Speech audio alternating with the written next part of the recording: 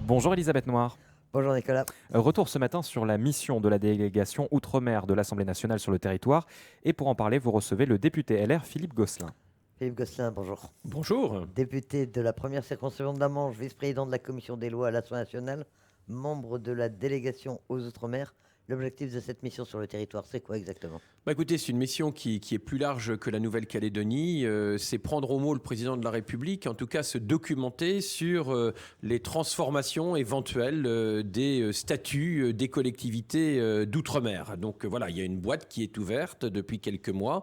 Je mets la Nouvelle-Calédonie à part, puisqu'évidemment, il y a un statut constitutionnel. Il y a des choses beaucoup plus lourdes à gérer, plus compliquées à gérer sans doute en Nouvelle-Calédonie. Donc on est là dans une mission qui nous mène dans l'océan Indien en février, Mayotte, La Réunion, et vous voyez que Mayotte c'est pas simple non plus par exemple.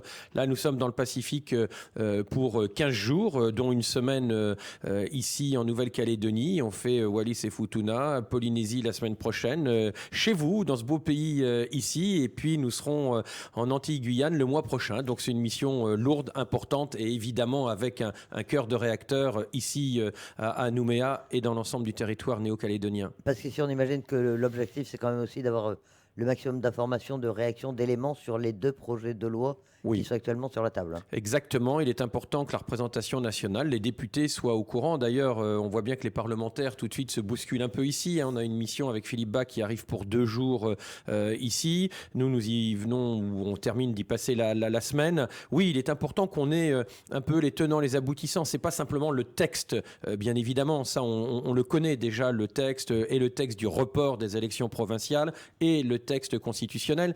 Mais il est important de bien mesurer l'état d'esprit de l'opinion et pas simplement des partis politiques. C'est important évidemment, des forces en présence, mais aussi des forces économiques. On a rencontré plusieurs acteurs du monde économique. L'inquiétude, parce qu'en toile de fond, et on va sans doute en parler, il y a aussi une grave crise qui est déjà là et qui risque réellement de s'amplifier du nickel qui touche à l'ensemble de l'activité en réalité économique de l'archipel. Donc c'est compliqué sur ce point-là. Et justement, que vous dites vos interlocuteurs, ils sont surtout préoccupés par l'évolution institutionnelle ou par cette crise du nickel qui va frapper l'ensemble de l'économie? Écoutez, nous, on s'attendait à avoir des alertes et elles sont très nombreuses sur la partie institutionnelle, bien évidemment, et on va sans doute en reparler aussi, mais il y a une prise de conscience en ce moment très forte qui me paraît importante et tant mieux parce que on aurait pu mettre sous le tapis ces questions économiques liées au nickel, etc. Mais là, elles sont en train de se rattraper,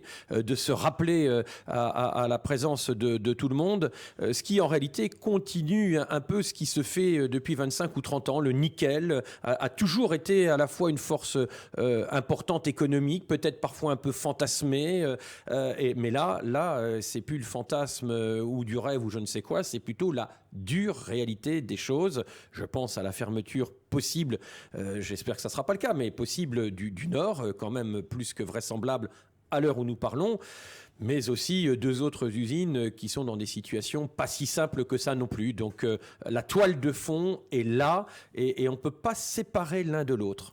Alors, votre mission est composée d'autres députés, notamment le député de Guyane, Davy Riemann, qui est le président de la délégation. Président de la délégation, c'est bien ça. Et le député polynésien Tematai Legaïc, qui est un indépendantiste polynésien. Mission pluraliste, donc ouais. Ça complique les choses ou ça enrichit les débats? Comment ça se passe? Alors écoutez, je vais vous dire, moi qui suis normand, un peu les deux, voilà, d'un coup et de Macnon, je vais faire sourire vos auditeurs avec cette image. Non, très, très sérieusement, c'est plutôt une richesse. C'est plutôt une richesse, soyons clairs, moi je suis, et je l'ai toujours dit, pour le lien du maintien français. Alors qu'est-ce qu'on met dedans? C'est toujours le vrai sujet, on est bien d'accord, mais voilà, la Nouvelle-Calédonie, pour moi, elle est française, avec une histoire qui peut et qui sera toujours compliquée. Je ne vais pas reprendre le préambule que vous connaissez bien de certains accords sur les ombres et lumières, mais c'est sans doute le cas. Mais on a un autonomiste, un collègue guyanais, je dis bien autonomiste et pas indépendantiste. On a un indépendantiste, là aussi, c'est un fait un peu nouveau en Polynésie. Mais il y a du respect, il y a de l'écoute entre nous, évidemment, de la compréhension. Et si nos points de conclusion peuvent être différents, effectivement, En revanche, et là on le voit bien, on a mené plus de 45 heures de rencontres et d'auditions déjà, et on a encore une journée complète devant nous. On partage clairement les warnings, les alertes et ce qui nous est dit depuis le début de la semaine. Et ça, parfois les faits sont têtus. Vous savez, quelles que soient les étiquettes politiques, on a des alertes que l'on ressent et on a bien vu les sujets principaux économiques, je l'ai rappelé il y a quelques instants, mais aussi des sujets évidemment et éminemment institutionnels. C'est le report, et ça sera examiné ce lundi le 18. Ce report, on a l'impression que il y a très peu d'opposition finalement. Globalement. Le Sénat l'a déjà examiné, l'Assemblée nationale l'a examiné lundi. Ça va passer sans problème, mais ici, vous n'avez pas senti d'opposition véritable On à ressent ce report, rappelons-le, tout à fait le report des provinciales au au mois de décembre au plus tard. Non, effectivement, c'était pas nécessairement le souhait au départ de tous les participants et protagonistes. Maintenant, voilà, il y a ce qu'on va appeler la réelle politique. Les faits sont têtus. Organiser maintenant les élections provinciales au mois de mai, ça serait mission totalement impossible et ça n'aurait pas de sens. Donc oui, ce texte sera voté. Il a été au Sénat. Il y aura sans doute quelques débats un peu plus âpres à l'Assemblée parce que c'est souvent un peu un chaudron qui est un peu plus chaud. Mais globalement, c'est pas là où le sujet existe vraiment. C'est bien sur la question du dégel du corps électoral avec là non pas une loi organique, qui est déjà une loi un peu costaud, je vais le dire assez simplement et de façon non juridique, mais une loi qui n'est pas la loi ordinaire. Elle doit être votée en termes identiques, contrôle du Conseil constitutionnel, c'est pas rien. Mais là, pour le reste, on serait sur une révision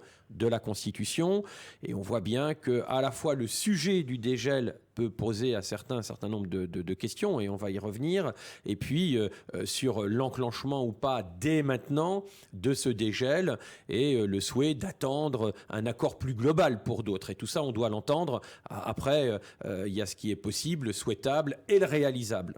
Alors ce dégel ou cette modification du corps électoral pour intégrer les natifs et les personnes qui sont résidents depuis plus de 10 ans en Nouvelle-Calédonie, on a le sentiment aussi que c'est incontournable puisque sinon les élections ne pourraient pas se tenir et pourraient être contestées. Donc est-ce que ce n'est pas un combat d'arrière-garde aujourd'hui de se bloquer, que certains se bloquent sur ce refus de cette révision constitutionnelle? Est-ce qu'elle n'est pas finalement indispensable, nécessaire ?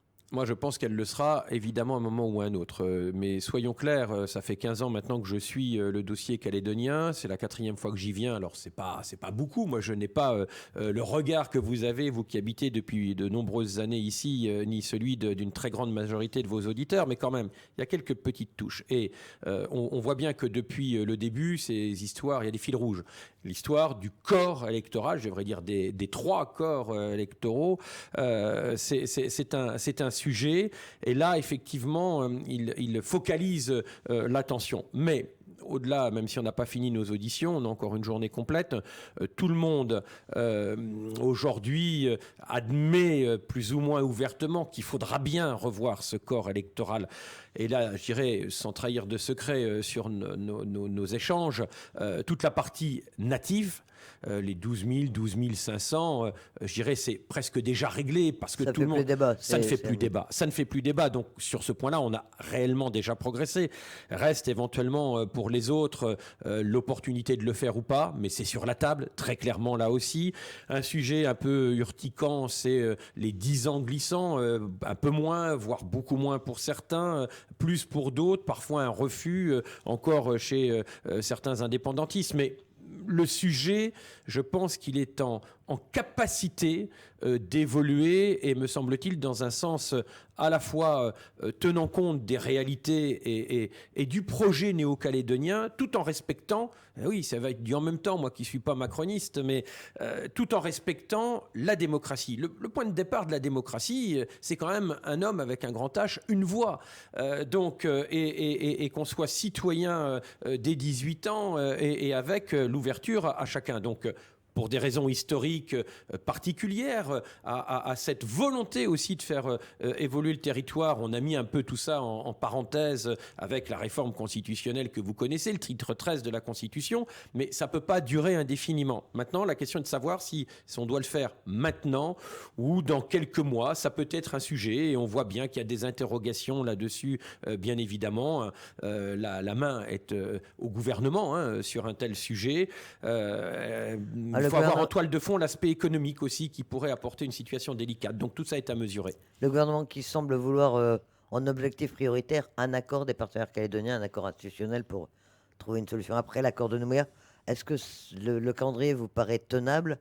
Est-ce qu'il pourrait y avoir cette révision constitutionnelle qu'on envisageait pour le mois de juin, même s'il n'y a pas d'accord? Enfin, s'il n'y a pas d'accord, comment est-ce que vous voyez les choses et quelle solution, selon vous, est la plus harmonieuse? Bon, on voit bien qu'aujourd'hui, l'état d'esprit n'est pas à la signature de l'accord en fin de journée ce vendredi. Vous ne l'avez pas senti chez vos interlocuteurs? Non, mais pour autant, moi, il me semble que l'état d'esprit n'est plus tout à fait le même que celui qui était là, qui préfigurait il y a encore quelques mois. Donc, je dirais, malgré les positions des uns ou des autres, et moi, je n'ai pas de problème avec ça, on voit bien que le contexte, l'ambiance évolue quand même. Maintenant, moi, je vais vous dire, jusqu'à présent, c'est l'Assemblée nationale comme le Sénat se sont plutôt sur le dossier calédonien posés en greffier. On prenait acte des décisions consensuelles des acteurs de ce territoire. Et au fond du fond, moi je serai prêt à trancher quand il le faudra. Je suis député de la nation, j'ai la légitimité démocratique pour prendre mes responsabilités, mais je pense, comme beaucoup de mes collègues parlementaires, au-delà des sensibilités, nous préférerions pouvoir être greffiers, là encore, c'est-à-dire acter par un vote du Parlement ou des votes, acter un accord ici. Est-ce que tous les ingrédients sont aujourd'hui totalement réunis? Ça, c'est vrai que c'est un sujet. On risque d'être rattrapé par le temps. Maintenant, sur un tel sujet comme celui du dégel, on peut estimer qu'il faut un peu de temps encore au temps. Mais soyons clairs, ça ne peut pas être le sujet, le boulet qu'on va continuer à trimballer pendant des mois et des années. Le sujet, il est là, il va bien falloir le traiter. Maintenant, s'il fallait ajuster à quelques mois, peut-être que c'est un sujet, et je ne vais pas me prononcer à ce stade, puisque la mission n'est pas finie et il faut qu'on travaille tout ça. Mais ça ne serait peut-être pas pour autant la révolution. Mais attention à ce qu'il n'y ait pas de télescopage trop important entre le contexte économique qui, encore une fois, est en train d'évoluer très fortement et lourdement et l'aspect institutionnel. Il ne faut pas qu'on soit sur de la TNT. Alors sur ce projet de révision constitutionnelle et aussi cet amendement que souhaite défendre les loyers, c'est le Rassemblement, vous le savez, pour modifier également la représentation des provinces au sein du Congrès. Est-ce que sur ce point-là, il y aura un soutien de votre part, de votre groupe? Est-ce que c'est un amendement qui peut éventuellement passer, à votre avis? Alors en tout cas, c'est un amendement qui fait débat. On voit bien là aussi, je crois qu'il n'y a pas un seul groupe qui n'en ait pas parlé. C'est vrai que c'est à mettre dans le débat démocratique. La jurisprudence du Conseil constitutionnel constante sur les redécoupages électoraux, sur la représentation précise toujours que la répartition doit être dans les différentes institutions sur des bases essentiellement démographiques. Donc ça veut dire que la démographie tient une place prépondérante. Maintenant, il y aura vraisemblablement un amendement déposé d'abord au Sénat. On verra ce qu'en feront les sénateurs, mais clairement, on ne peut pas dire que le sujet n'est pas évoqué. C'est sans doute d'ailleurs un bon moment aussi pour l'évoquer. Est-ce que ça va prospérer jusqu'au bout? Là, je vous laisserai, je vais faire celui qui se détache un peu, je vous laisserai le cas échéant poser la question à la mission sénatoriale qui arrive pour 2 jours ce week-end, puisque en réalité, le là sur cette question-là sera donné par le Sénat en première lecture. Mais moi, je comprends que ça puisse être une question. Quand on se pose la question de rééquilibrage, de réforme, de poursuite et bâtir l'avenir, il est normal que tous les sujets, et celui-là est un sujet important, soient sur la table. Personne ne peut être choqué par cela. Là aussi, question de savoir si c'est le bon moment. Mais nous saurons nous adapter et prendre nos responsabilités. Cette révision constitutionnelle concernant la Nouvelle-Calédonie, vous pensez qu'elle va pouvoir se tenir au mois de juin? Ça a été annoncé en début de semaine dans le calendrier. Et elle va pouvoir recueillir cette majorité des 3/5. C'est envisageable au-delà même de la Calédonie dans le climat politique général. Climat politique est compliqué, vous le savez bien. Les braises, un peu de toutes parts, y compris à l'Hexagone, dans l'Hexagone, sont chaudes. Il y a une vraie fébrilité, une ambiance au Parlement qui est quand même un peu compliquée. On est aussi dans une période où il ne se passe plus grand-chose en termes de réforme, alors que là, on a des choses importantes. Moi, j'aurais tendance à vous dire une chose et de faire adopter une réforme pour inscrire l'IVG dans la Constitution. 90% de l'opinion publique était pour. Vous avez vu le résultat, c'est un oui écrasant. En quelques jours, l'affaire était réglée. Vous êtes là de ceux qui avaient voté contre. Oui, tout à fait, parce que j'estimais qu'on importait un débat étranger dans des institutions où la question ne se pose pas. L'IVG aujourd'hui en France, et j'ai pas du tout l'intention de supprimer l'IVG en France, comme d'ailleurs aucun parti politique, mais je termine la parenthèse, et effectivement on importe un débat juridique, on était dans la force du symbole qui peut avoir son mérite, mais là, sur la Nouvelle-Calédonie, on n'est pas sur la force du symbole. On est, le cas échéant, avec une révision constitutionnelle sur le mode d'emploi du territoire pour de longues années.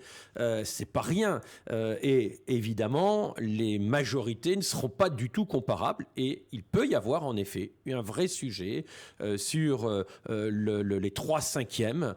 C'est la majorité qu'il faut avoir au Congrès. Il n'est pas certain qu'aujourd'hui, toutes les conditions soient réunies. C'est une interrogation. J'ai pas la réponse parce que justement les débats parlementaires sur ce point de la révision constitutionnelle Nouvelle-Calédonie sont à peine avancés. Vous voyez, la mission, la nôtre, Assemblée nationale est là cette semaine, celle du Sénat arrive pour le week-end. Donc tout ça est en train de se mettre en place. On voit déjà quelques warnings, lignes de conduite, etc. Donc en tout point, restez prudent. Et sur des sujets comme ça, je le dis, c'est pas pour me défausser ou faire du langage. Faut toujours être humble et être à l'écoute du territoire. C'était l'objet de notre mission. Plus écouter, prendre la température que d'imposer des solutions qui, de toute façon, sont d'abord et avant tout dans la main ou à la main du gouvernement. Et là, le Parlement peut et doit prendre ses responsabilités, mais ce n'est pas lui, clairement, qui a la main sur un certain nombre de choses. Mais que chacun soit à sa place. Le Parlement n'est pas croupion en France, et sur un sujet comme ça, il a tout son mot à dire, bien évidemment. Philippe Gosselin, merci d'avoir accepté notre invitation ce matin. Merci à vous, bonne journée à tous.